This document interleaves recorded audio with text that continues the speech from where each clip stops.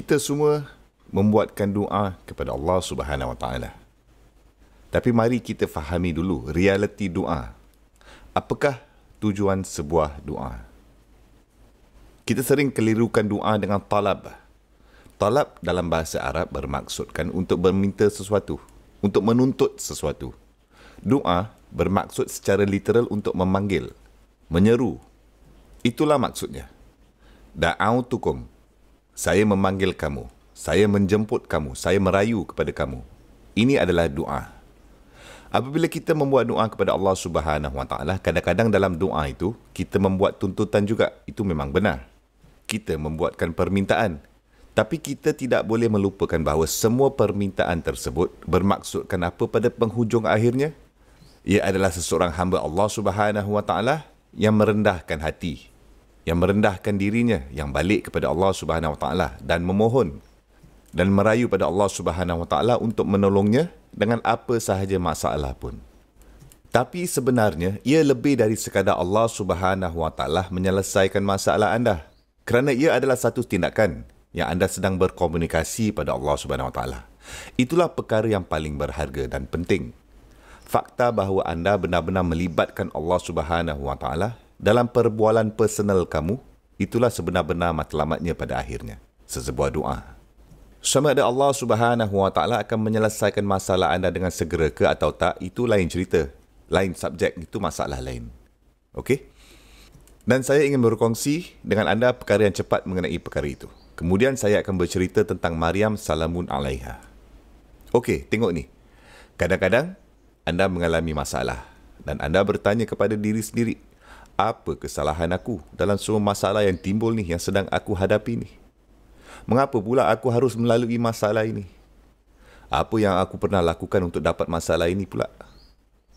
Okey, izin saya bertanya ini kepada anda. Yusuf AS adalah seorang kanak-kanak, betul? Seorang kanak-kanak, jika kamu mengikutkan sebuah definisi, adalah seseorang yang tidak bersalah, kan? Seorang kanak-kanak tidak berdosa.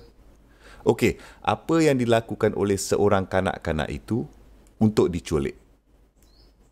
Apa yang pernah dilakukan oleh seorang kanak-kanak itu untuk dibuang ke dalam perigi di tengah-tengah hutan? Apa yang pernah dilakukan oleh seorang kanak-kanak itu untuk dijual sebagai hamba kanak-kanak di negeri lain? Dan ketika dia alaihissalam jadi dewasa sebagai seorang pemuda, apa yang pernah dia lakukan untuk layak dihumbankan ke dalam penjara atas sebuah tuduhan palsu? Dan dia menghabiskan bertahun-tahun di dalam penjara untuk sesuatu yang dia tak lakukan pun. Dia tak bersalah. Dan dia menghabiskan bertahun-tahun hidupnya dalam penjara. Dia alaihissalam mengalami banyak situasi yang sangat sukar dalam hidupnya. Bahawa jika ada orang lain yang melalui situasi yang sama sebegitu rupa macam dia alaihissalam, anda akan mula mengatakan, alamak, hidup ni tak adil lah. Nak buat macam mana lagi kot? Hidup tak adil. Tapi anda tahu tak apa yang berlaku jika orang itu seorang yang beriman? Mereka bukan hanya mengatakan bahawa hidup ini tidak adil.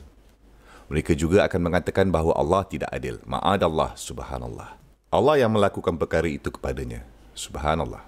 Namun, Allah Subhanahu Wa Taala berfirman di surah Yusuf, Wallahu ghalibun ala amrihi.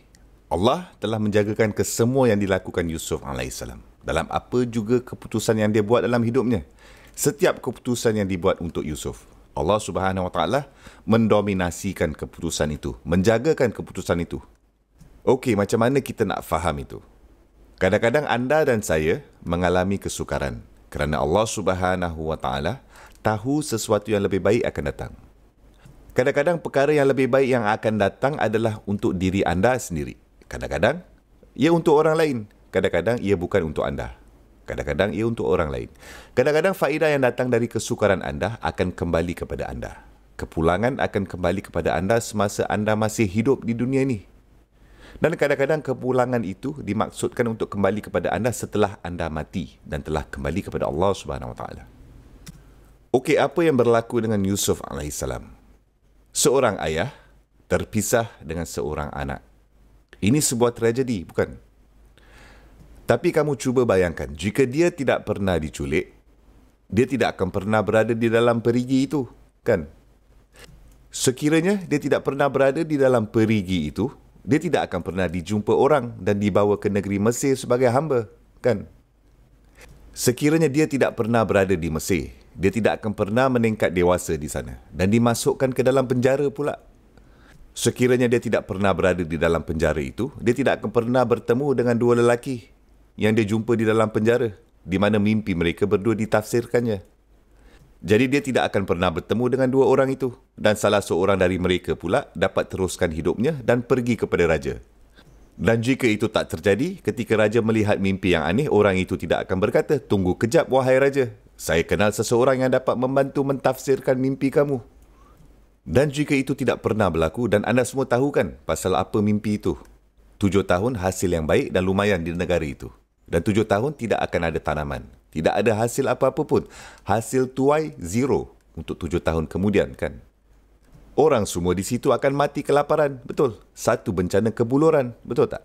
Sekiranya Yusuf AS tidak berada di dalam penjara itu dan kemudian dibawa keluar untuk mentafsirkan mimpi itu pada masa itu, akan ada krisis ekonomi, krisis kewangan, krisis sosial, krisis politik juga di negara itu, kan? Dan dari situ ratusan ribu kanak-kanak akan mati kelaparan. Okey, tengok ni. Seorang kanak-kanak, yakni Yusuf AS, menderita selama beberapa tahun. Tapi, kerana anak itu menderita, rancangan Allah Subhanahu Wa Taala adalah untuk menyelamatkan banyak lagi keluarga. Beribu mak bapak dari kehilangan anak mereka kerana kebuluran. Dengan terjadinya rancangan bahawa Yusuf AS mentafsirkan mimpi itu. Dan dia menjadi bendahari untuk menjaga ekonomi sebelum 7 tahun yang teruk itu tiba. Kamu tahu kan kisahnya? Okey, saya mempunyai kawan yang mungkin pernah anda dengar tentangnya. Namanya Robert Davila. Saya bertanya kepada cikgu di sini tentang dia, jika dia mengenalinya. Dan dia cakap dia kenal dia. Okey, lelaki itu, dia tidak boleh menggerakkan keseluruhan tubuhnya selain dari wajahnya. Dia tidak dapat menggerakkan tubuhnya, dia lumpuh. Apa yang pernah dia lakukan untuk layak dapatkan tu? Tidak ada, kan? Tapi berapa banyak orang yang menerima Islam kerana kecacatannya? Berapa banyak orang Islam yang mendengarkan tentang kisahnya itu dan terus cekalkan diri dan balik semula kepada Allah Subhanahu Wa Taala?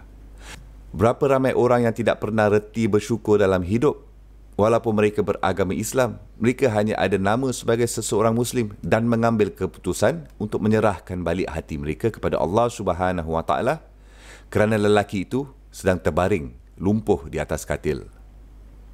Penderitaannya, keperitannya menjadi sebagai petunjuk bagi berjuta-juta orang yang lain. Anda faham situasi ini? Okey, kadang-kadang kesukaran yang anda dan saya lalui adalah sebenarnya harga yang sangat kecil untuk dibayar untuk khair yang berganda-ganda. Banyak kebaikannya yang akan datang tiba kepada saya sekarang di dunia atau akan datang kepada saya di akhirat nanti. Atau ia akan datang kepada saya setelah saya kembali kepada Allah Subhanahu Wa Taala. Subhanallah.